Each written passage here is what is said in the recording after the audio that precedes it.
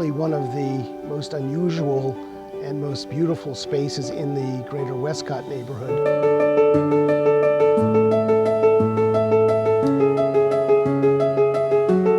A lot of people who drive up and down Westcott or drive up and down Allen Street, which are at either end of this one block stretch, don't even know that Concord Place is here. It wasn't originally designed to be this way when the area was platted as part of the Hillsdale development around 1880. The idea was just to have, straight streets, a simple grid that's easy for developers to sell.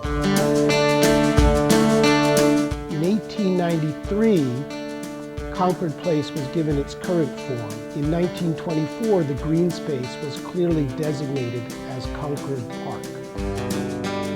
Contrary to common belief, Concord Place, with its unusual elongated oval form, is not in any way a continuation of the driving course which had covered most of the Hillsdale tract earlier in the 19th century. That park, which was much, much bigger, covered the entire area of the Hillsdale tract from Clark Street to the south all the way up to Harvard on the north, and from Westcott to Allen. The streetcar came down Westcott Street, and that's how this area actually got introduced to the general public, and stopped right here at the park. Next stop, Victoria Place. The land was just too desirable once that streetcar was there for residential development. The city was bursting at its seams.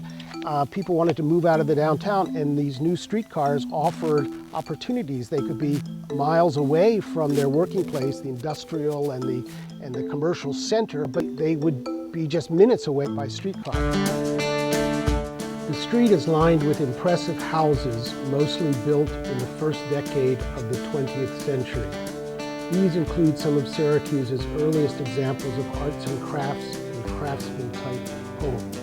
Because each one is different, we can assume that the builders were either highly competent contractors who had a lot of familiarity with building houses, so they were acting almost as architects. But these are not cookie-cutter houses. They don't repeat each other again and again and again.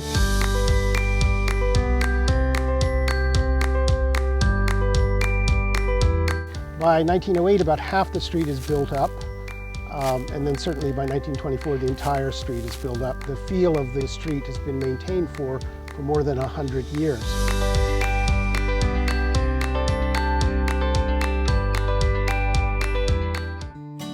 At the corner of Allen and Concord Place, there is an important design attributed to Lamont Warner. It's one of the very best examples of the craftsman style, really an architect design, a really intentional craftsman style in Syracuse, and certainly it's one of the outstanding buildings in the Westcott neighborhood. I call it the Lamont Warner House because Lamont Warner was the architect, and we know that he lived here for 1 year. As a young architect, he did work for Stickley, and he then moved on to other places in the country. Directly across the street, you'll find a transitional design by Ward Wellington Ward, which was one of the first of his many houses in the area. It's the house of John and Anna Tuck, the second project that Ward Wellington Ward worked on Concord Place. So one of his first is just down the street, was an alteration on an existing house, and that was about 1908, 1909. We don't know exactly what he did there, but certainly there's some exterior features that suggest that he transformed some of the windows and some of the decoration.